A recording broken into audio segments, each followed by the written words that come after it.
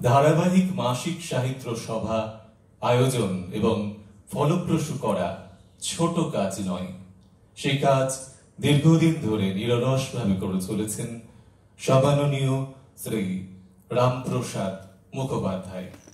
পত্রিকা প্রকাশনার পাশাপাশি শ্রদ্ধেয় রামপ্রসাদ মুখোপাধ্যায় প্রতিদিন নিজে নিয়ম করে খাতা কলম নিয়ে লিখতে বসেন।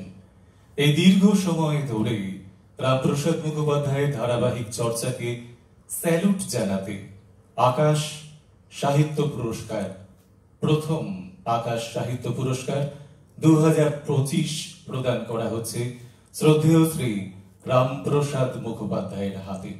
আমরা মঞ্চে আহ্বান জানাবো শ্রদ্ধেয় শ্রী রামপ্রসাদ মুখোপাধ্যায়কে। সেই সঙ্গে সঙ্গে মঞ্চে আহ্বান জানাবো বিশিষ্ট চিত্রশিল্পী কৃষ্ণজিৎ সেনগুপ্ত মহাশয়কে, আকাশ পত্রিকার সম্পাদক অভিজিৎ রায় মহাশয়কে এবং সমীর ঘোষ, বিশিষ্ট কবি সমীর ঘোষ মহাশয়কে। এদের সকলকে মঞ্চে আসার জন্য অনুরোধ করছি। শ্রদ্ধেয় শ্রী রামপ্রসাদ মুখোপাধ্যায়,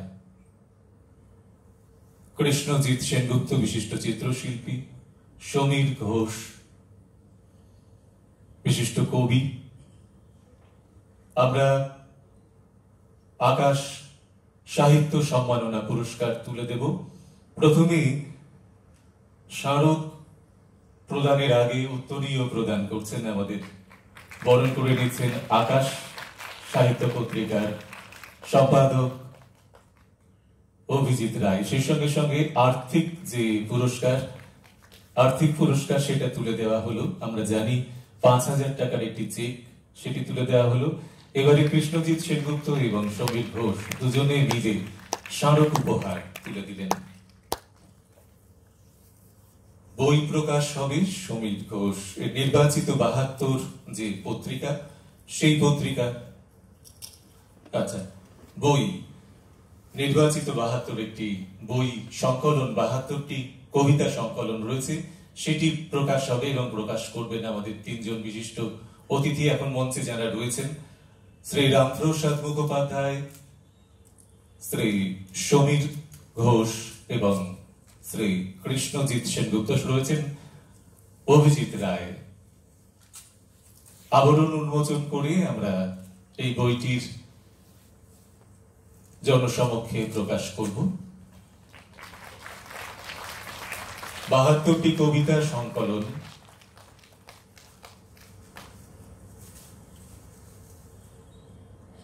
নির্বাচিত 72। আমি এবারে অভিজিৎ রায়কে মঞ্চে কিছু বলার জন্য অনুরোধ করছি।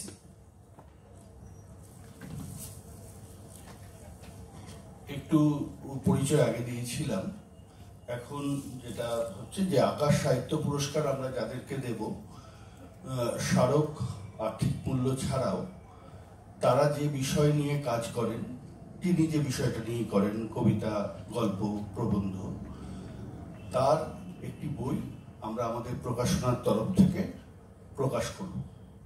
শ্রদ্ধেয় রামপ্রসাদ মুখোপাধ্যায়ের ক্ষেত্রে গত মাসে ওনার 72তম জন্মদিন গিয়েছে, সেই জন্য আমরা 72টা কবিতা ওনার প্রকাশিত কাব্যগ্রন্থ থেকে বাছাই করে নিয়ে আমরা এই সংকলনটাতে রেখেছি এবং এই বইটি আজ এখানে আমরা প্রকাশ করলাম।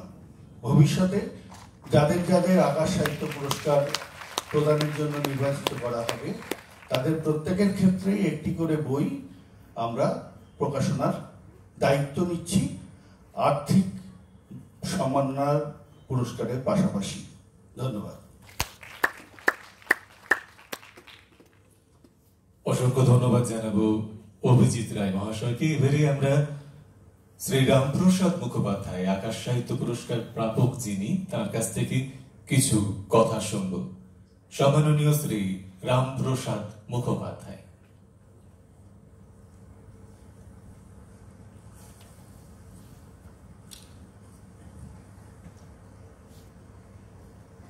শুরুতেই আকাশকে এক আকাশ ভালোবাসা। আসলে একেবারেই তুচ্ছ একজন মানুষ, তাকে এই ধরনের একটা সম্মাননা প্রদান করা আমি জানি না একটু বাড়াবাড়ি হয়ে গেল কিনা অভিজিতের পক্ষে। এই যে এটি যখন প্রকাশ করলাম তখনও জানি না যে প্রচ্ছদে আমার নিজের নাম লেখা আছে, ভেতরে নাকি আমার সব কবিতা রয়েছে। অভিজিৎ যখন মাইক্রোফোনে বলছে কথাগুলো, তখন প্রচ্ছদের দিকে তাকিয়ে বুঝলাম বিষয়টা কি হলো। আমি 72 পূর্ণ করলাম এবছর 17ই মার্চ তারিখে। খুব বেশি কথা বলার তো অবকাশ নেই, আমার সামান্য কিছু কথা আমি বলবার সুযোগ যখন আমাকে দেয়া হয়েছে। এই বহরমপুর শহরের সঙ্গে আমার দীর্ঘদিনের সম্পর্ক। আমি বহরমপুরের মানুষ নই, কিন্তু 1968 সালে আমার বাবার কর্মসূত্রে আমি এই বহরমপুর শহরে প্রথম পা রাখি। বছরের হিসেবে সেটা প্রায় 60 বছরের কাছাকাছি। এবং সেই সম্পর্ক, বাবার চাকরি এখান থেকে শেষ হয়েছে 77 সালে, কিন্তু আমার সেই সম্পর্কটা ছিন্ন হয়নি এখনো পর্যন্ত। আমি সেই সময়ে এখানকার কৃষ্ণনাথ কলেজ যেটি, সেখানকার ছাত্র ছিলাম এবং এখানে যে সবপেয়েছির আসর ছিল, সেই সবপেয়েছির আসরের সাংস্কৃতিক সচিব হিসেবে দীর্ঘদিন কাজ করেছি, 9 বছর। এবং সেই সময় বাংলাদেশের স্বাধীনতা যুদ্ধ, পায়ে পায়ে মানুষ টপকে টপকে হাঁটা হচ্ছে।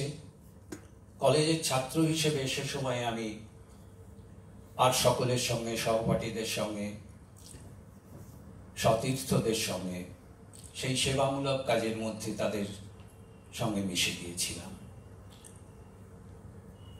আর এই যে মঞ্চটি দেখছেন, এই মঞ্চটির সঙ্গেও আমার একটা স্মৃতি আছে, নিবিড় স্মৃতি। তখন 61 সালে এর গাঁথনি শুরু হয়েছিল রবীন্দ্র শতবর্ষে।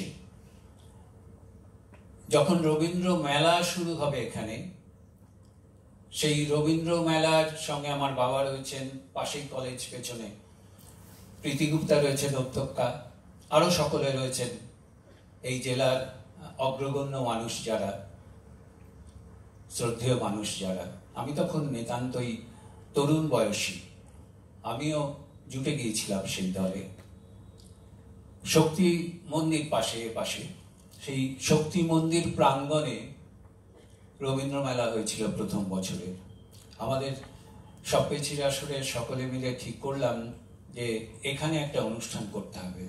তখন এর ভেতরটা জঙ্গল, ওপরে ছাদ নেই, আচ্ছাদন হয়নি। আমাদের মনে হলো এখানে কিছু করতে হবে। আমরা সবাই মিলে সেই জঙ্গল পরিষ্কার করতে লাগলাম যে এখানে অনুষ্ঠান করব। এসডিও সাহেব খবর পেলেন, দৌড়ে এলেন, এসে আমাদের পিঠে হাত দিলেন, দিয়ে বললেন যে না, ঠিক আছে, তোমরা সামনের বছর অনুষ্ঠান করবে। আমরা সত্যিই পরের বছর থেকে এখানে রবীন্দ্র মেলা উঠে এলো। এইসব আরো নানা রকমের স্মৃতি। আর এই মঞ্চ থেকে, বহরমপুরে এই মঞ্চে একটি অনুষ্ঠানে আমন্ত্রিত হয়ে এসেছিলাম। মুক্তগঙ্গা বলে একটি পত্রিকা, প্রভাত কুমার মুখোপাধ্যায় সম্পাদনা করতেন। সেই অনুষ্ঠানে এসে আমার খুব ভালো লাগছিল না, যে কোনো কারণেই হোক। আমি উঠে গেলাম, বেরিয়ে যাব, চলে যাব। দূর থেকে এসেছি। হঠাৎ করে কোনো একটি তরুণ কণ্ঠের কবিতা পাঠ আমাকে থমকে দিল গেটের কাছে। কবিতা পাঠ শেষ হলো, আমি ভেতরে অন্ধকার প্রেক্ষাগৃহের ভেতর দিয়ে হেঁটে এসে ওই গেটটা দিয়ে ঢুকে সেই তরুণের হাতটি চেপে ধরলাম, এসো আমার সঙ্গে। গেটের কাছে গেলাম। সেটা প্রায় 30 বছর আগেকার কথা। কি ব্যাপার, তরুণ বুঝতে পারছে না কেন তাকে এভাবে টেনে নিয়ে যাচ্ছি। বছর 20-22 বয়স তার। আমি বাইরে নিয়ে গিয়ে সামনে গিয়ে বললাম যে আমি এতক্ষণে বুঝতে পেরেছি আমি এই অনুষ্ঠানটায় কেন এসেছিলাম। তারপর থেকেই সেই আলাপ আজ পর্যন্ত বিস্তৃত। তার জীবনের প্রতিটি উত্থান পতনের সঙ্গে আমি যুক্ত আছি। তার বিবাহ দিনেও আমি উপস্থিত ছিলাম, আর তারই ভালোবাসার কারণে আজকে এই মঞ্চেও আমি উঠে এসেছি এই মুহূর্তে। সেই তরুণের নাম অভিজিৎ রায়, যে স্বপ্ন দেখতে শিখিয়েছে মফস্বলকে, যে চেয়েছিল মফস্বল কলকাতায় যাবে না, কলকাতা বা মহানগর মফস্বলে আসবে। আমি আপ্লুত বললে খুব কম বলা হবে।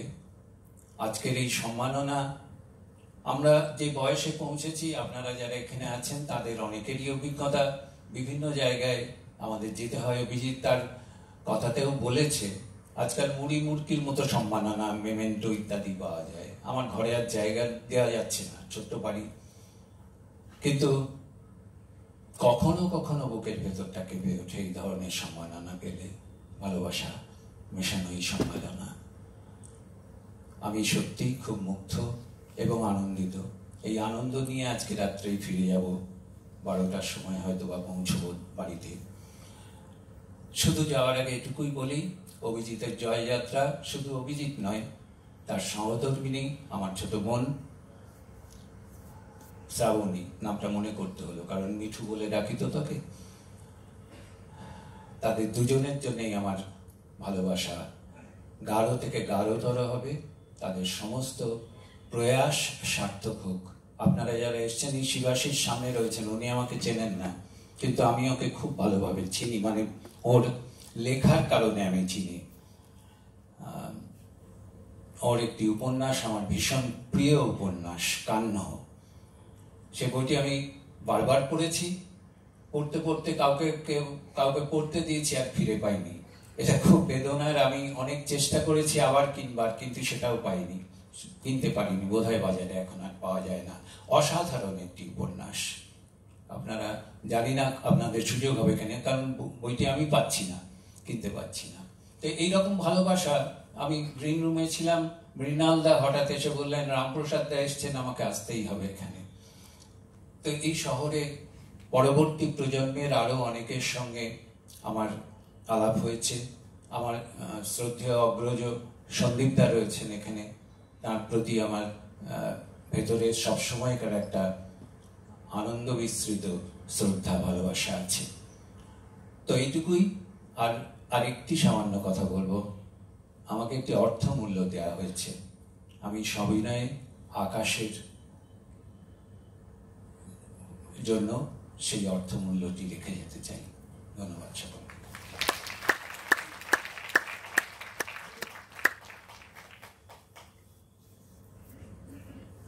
অসংখ্য ধন্যবাদ জানাবো সম্মাননীয় শ্রী রামপ্রসাদ মুখোপাধ্যায়কে, সম্পাদক আনন্দন কবিতা পত্র।